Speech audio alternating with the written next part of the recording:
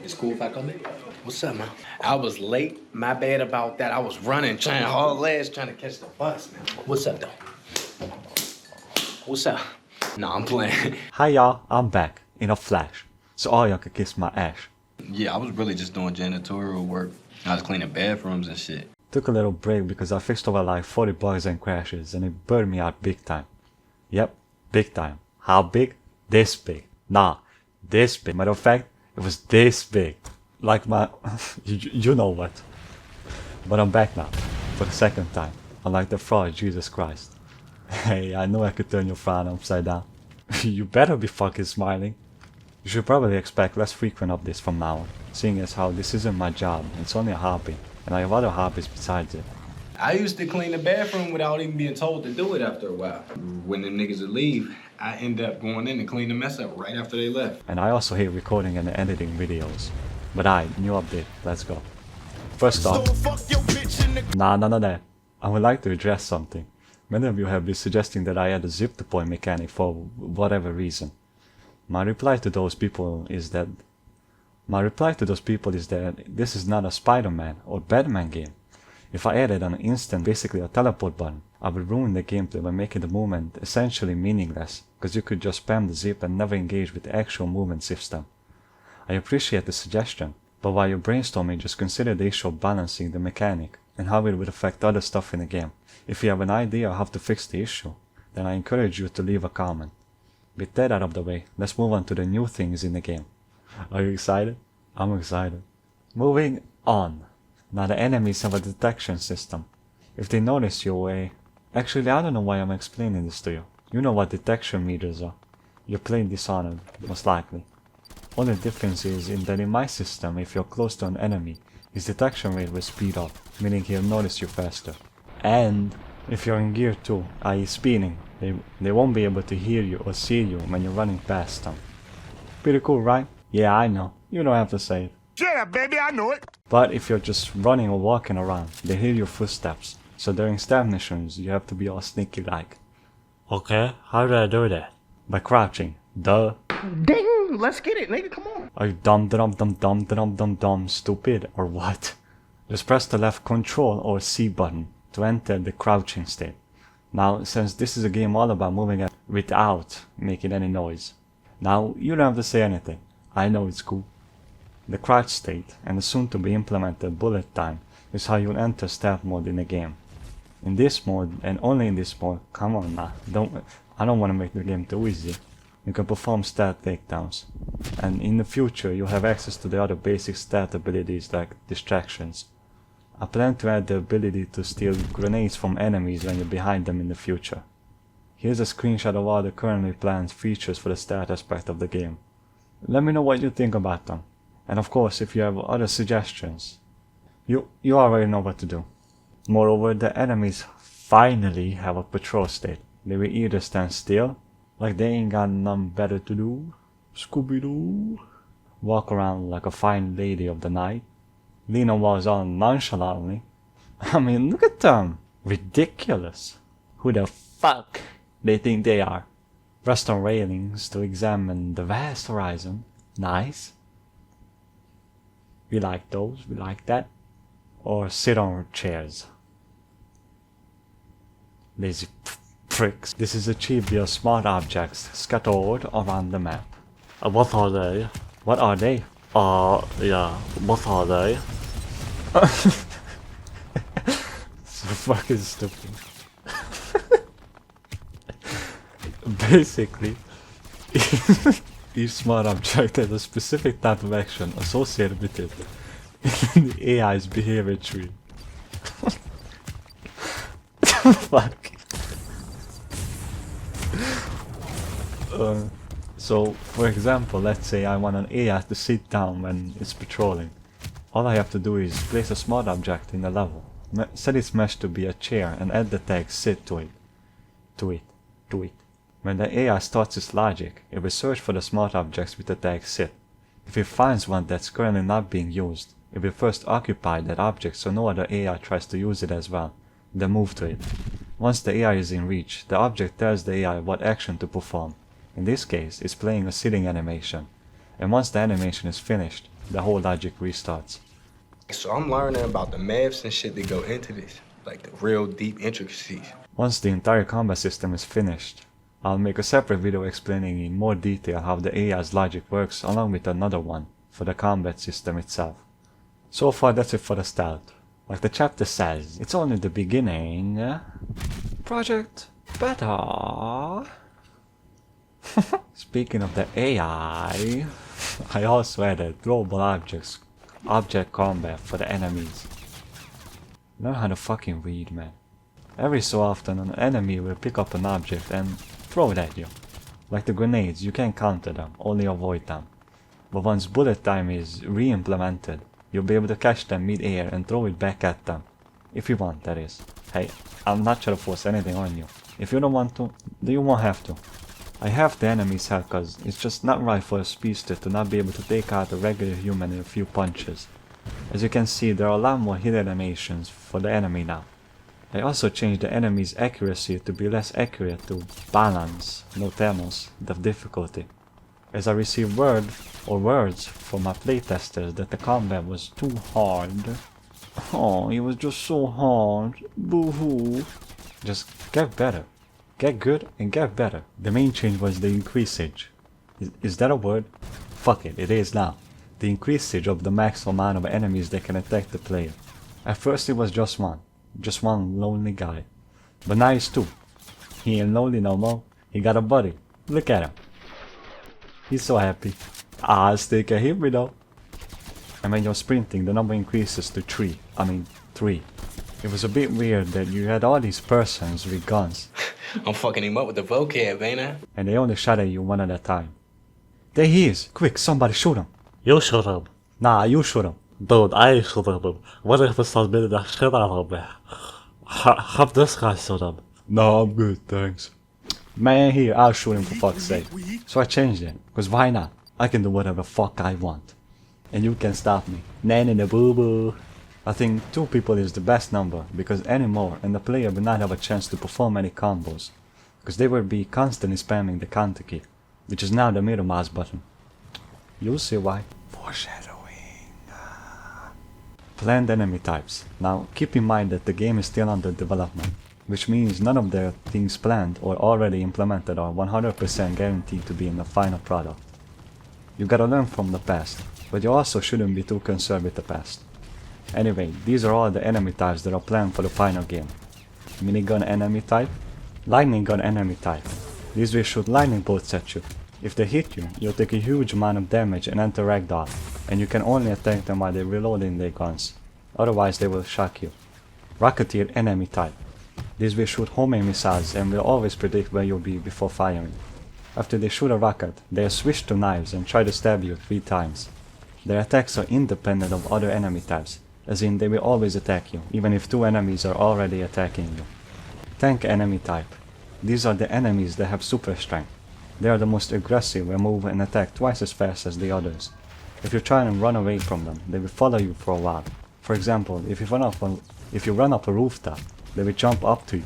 Their attack moves consist of punches, lunges, charges, and grabs. The target lock combat type is intended for this specific type of enemy. If you try to attack them while you're in a different combat type, then they will always block your attack. And of course there's speedster enemy type. Rather than having a separate enemy type for ice team weaponry, I decided to just have all the enemies that have guns sometimes throw ice grenades that explode on impact. In terms of function, all I have to do is copy the Molotov grenade's logic and just change the player's reaction to being hit by it. So implementing it will be as easy as breathing. Now come the fun stuff. Yes sir! I changed the camera's behavior. During movement, the camera behaves the same way it did. But when you enter combat, the camera will move away from the character, allowing for a higher field of view. On top of that, instead of constantly lagging behind, the camera will only lag slightly while the character is moving from enemy to enemy. Speaking of the move to, I changed the combat animations.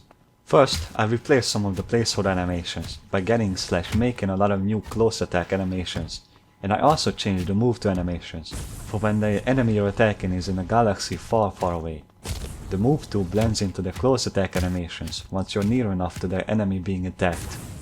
I watched this video by MediaKit, great channel, and it opened my mind to just how basic Arkham's and by proxy my free flow combat really is. So I decided to change it up a bit. I moved the counter to the middle mouse button, and I added a secondary attack in its place. The left mouse button is relegated to punches only, and the right to kicks. It's a small change, but it nevertheless makes the combat more engaging by giving some freedom to you, the player. Moreover, I added a new combat move too, called the move to cancel. It allows you to cancel an attack in free flow combat before the character arrives at the attacked enemy. So basically, you just have to tap the jump button near the enemy while your character is running towards him and he'll jump over him. This move is useful for putting some distance between you and the enemies, and it can also be used for crowd control, as it allows you to perform a bullet dive and the other newish combat move, the updated ricochet skill, which was previously called the wall jump attack. While you're in combat and near a wall, jump and dash into a wall. The character will hold onto the wall for 3 seconds, and if you tap attack, he will jump off it and attack enemies that are behind him. Here's how it looks combined with the move to cancel. While I was doing all of that good shit, I also changed how the combat flow state works. Instead of gaining an increased attack animation speed and running up to the focused enemy, the character will teleport in front of him, with animation playing in regular speed. With combating games, for the developers, the difficulty is always in making it fair and balanced, without it being too difficult or easy, which is why the enemies are not 2-hit kills in this state, as the previous 1-hit kill made it too easy once you entered combat flow. While I was all up in the guts of my own game, going all in raw, no lube, nothing, I decided to change when the player can enter and exit out of this state. First, I removed the 3-second timer that restarts every time you hit an enemy, and if it reaches 0, you'll be booted out of this state. Now you'll only exit if you either get hit, your character exits combat completely, or you use your combo bar, which is required for takedowns and your 3 abilities, of which you still only have 1. And to enter combat flow, previously you needed both your combo meter being full and your combo being above 12, but I removed the combo prerequisite. Of course, all of this isn't set in stone yet. I'm still unsure if I want to force the player to enter this state. I can make it optional. Technically it is optional, the way it is now, because you can just button mash and your meter won't fail, so. But I might scrap the whole teleport to enemies and revert back to the old version though. I need to playtest this new version more. Maybe I will, maybe I won't. I don't know. What do you think? That gotta be the move. I think it's gonna work. So either way, even if I don't even know why I asked, bro. It's cool. Fuck it. I also made a small change to the counter mechanic. For the sake of decreasing the difficulty, you can now counter while already countering an enemy's attack. Plus this perfect counter now too. If you counter right before the enemy shoots at you, your combo bar will increase by 5. The default Beatdown move also received a small change. So the way it was previously was that when you entered Beatdown, I started running circles around super slugs. Your rate of attack speed gradually increased, but I changed this so your speed is automatically a maximum if your combo is higher than 12. And if you're confused on why I called it default Beatdown, then allow me to enlighten your ignorant little mind, my brother in Christ. There will be multiple different types of beatdowns that you'll be able to choose from in the skill tree. You already saw one variation in a previous video called the ground beatdown, but there will be 2 more. The fury beatdown, which is you just repeatedly punching an enemy head on, and crowd beatdown, which is where you will hit multiple enemies by zigzagging between them, reminiscent of how Flash fights common thugs in the comics. This is gonna be my personal favorite move in the game, with the close second being the new version of the warp ability, now called the impetus ability, but a more accurate name would be... I can't say it on YouTube. Wait, no, I mean I can't say it on YouTube. I hate my accent, bro. So basically with this new ability, you will run up to the selected enemy and instantly kill him by invading his privacy. You can perform this illegal action up to 7 times, making you qualified to be a serial you-know-what. Please welcome the nephew of the grab system, the come-up skill. Please welcome the nephew of the grab system. If you hold down the grab input, You jump onto an enemy, and you hold onto them until you either let go of the grab input or 6 seconds pass, no Satan.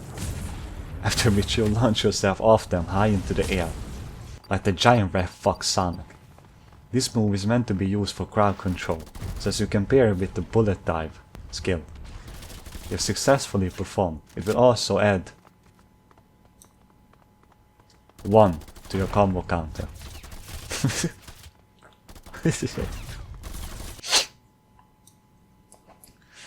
So, there's another skill I want to introduce you to. Lots of new skills, hell yeah. It's being called the biggest waste of your hard-earned money to come along in years. Also known as Save the Environment. It's a simple environmental takedown that you can perform anytime, anywhere.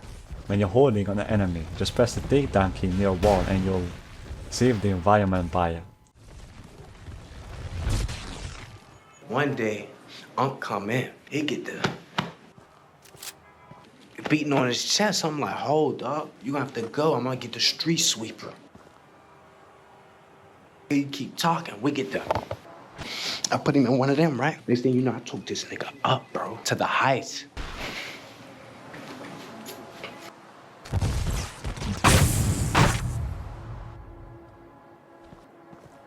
I cracked his melon on the way.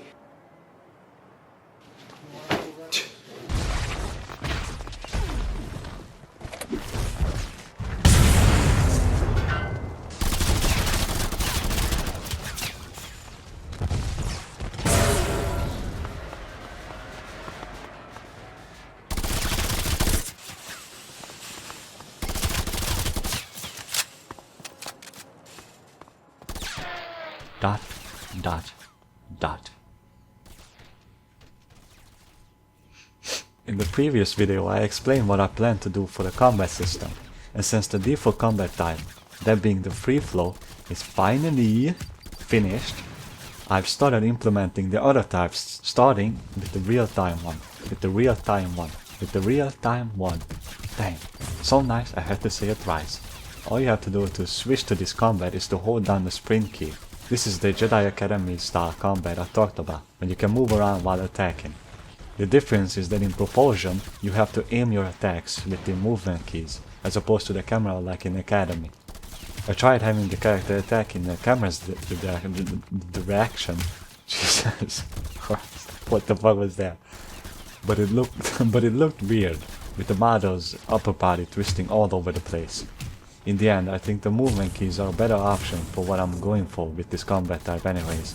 It further blends the combat and the movement system together, which is why I tried to make the transition between this and the free flow be as seamless as possible. Story time!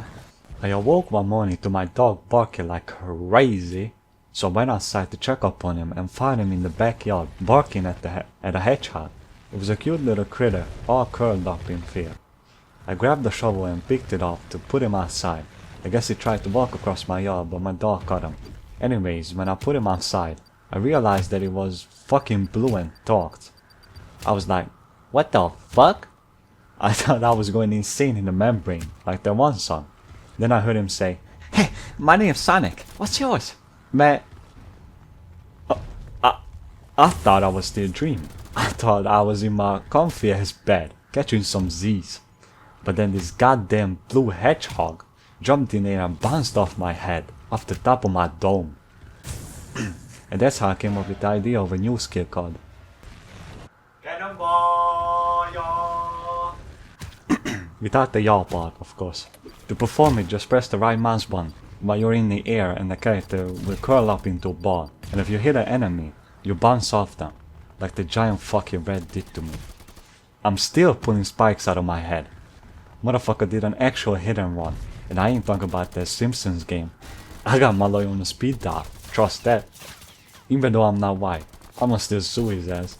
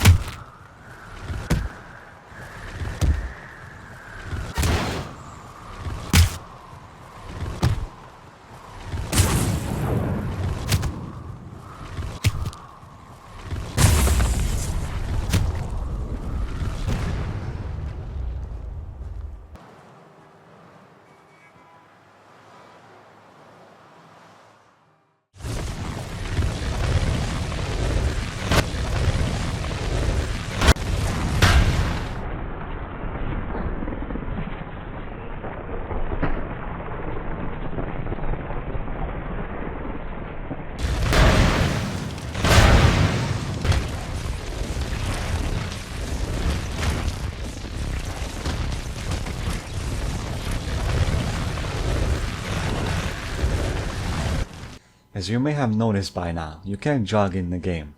The reason why it's missing is to highlight how little control you have over your speed when you're low level. But once you reach level 50, you'll unlock cruise control.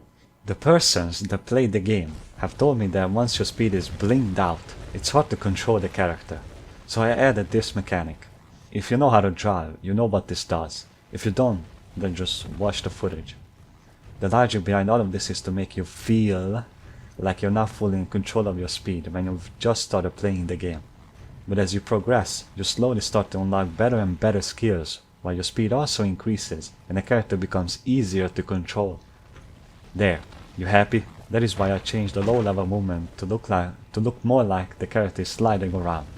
Just for you, bitch. I added customization to the parkour system. Now you can choose between automatic, manual and disabled options. Automatic means that while you're running, the character will automatically jump over obstacles. Manual means that you have to tap jump in order to jump over obstacles. The game prioritizes parkour over wall jumps, so if you tap jump near a wall and there's an object in front of you, the character will do the parkour move instead of the wall jump. Also, explosions from any destructible objects, shockwaves from player entering and exiting, speeding, and landing from a bullet dive will now break nearby destructible objects. Why? Why? Cause it's badass as shit. Cause it's badass as shit. Cause it's badass as shit. Fuck. And I lowered the wall jumps, or as it's now called in game, the ripple effects, height requirement. So now it's easier to pull off the wall jump attack. Ricochet skill. My bad. The ricochet skill during combat. Happy? Yes, yes, yes, yes. I. Calm down. It's okay. I optimized the AI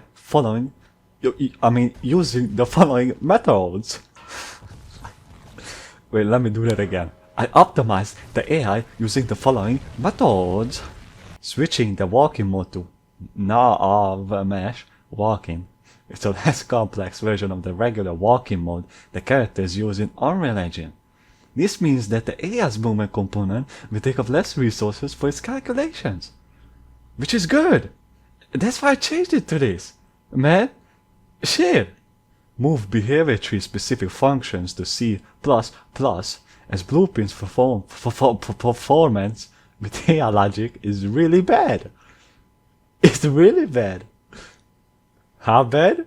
Ah man, I might. How bad? This bad.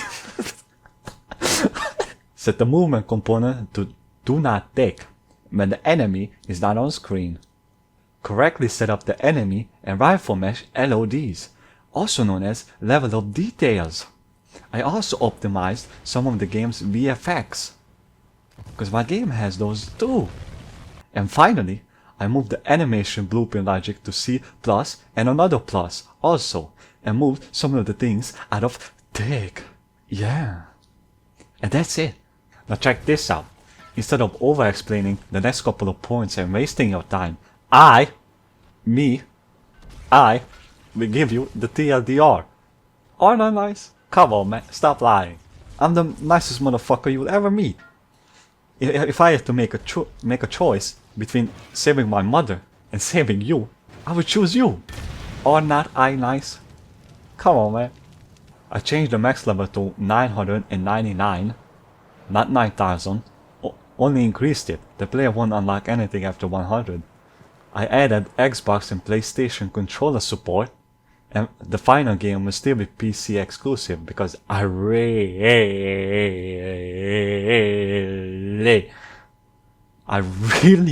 don't like consoles. Increase the intensity of the damage camera shake during combat. Move the beatdown key to E, move the grab key to F, press F to you know the rest. Move takedown key to Q, increase how hard you throw objects. Grabbed enemies can now be attacked 3 times now. This is to balance the ability. What did I just say? Grab throw. I can't. And like, don't get too fed up in like the wording and all that. My people type this up, cause I ain't even sure. I can't even say that. I can't even pronounce that. Grab throw will no longer kill enemies. This is also the balance, the added area of effect functionality to the grab air slam move. Lowered the HUD's parallaxing amount, so it's less obnoxious. Made the bullet traces lifespans longer so you can see them more clearly. Added a low head HUD effect. The screen will get progressively blurrier the lower the player's health is. Added camera effects to takedowns and like-minded events. Now the camera will zoom in during a takedown. Changed the player's footstep sound effect and made them louder. There you go, that's really it. Enjoy. Oh wait, you can't, cause the game is not out yet. I'm sorry. My apologies, ma'am, sir, but I am one man. It takes a lot of time to make a game. It's like watching cement dry. You care if I scoot up on you a little bit? I want to get intimate, up close and personal, like develop a real rapport with niggas. But that's it. Let me know what you think about everything regarding the current and the future state of the game. I'm interested in all of your opinions. I mean all of them. And I mean all of them. And to those absolutely lovely people, heart emoji, who keep asking me, What does it come? fuck up out of here, man. I have no idea, okay? Question mark. If I had to guess, I would say, GTA 7 will probably come out before Propulsion does. But take that with a grain of salt, pepper, and sand individually. When I have a release date, I will let you know personally. I will make sure that you know. I will message you. I will email the date to you. I will find all of your social media accounts and message it to you on all of them. Matter of fact, I will find out who you are, where you live, and I will put a letter in your mailbox with the release with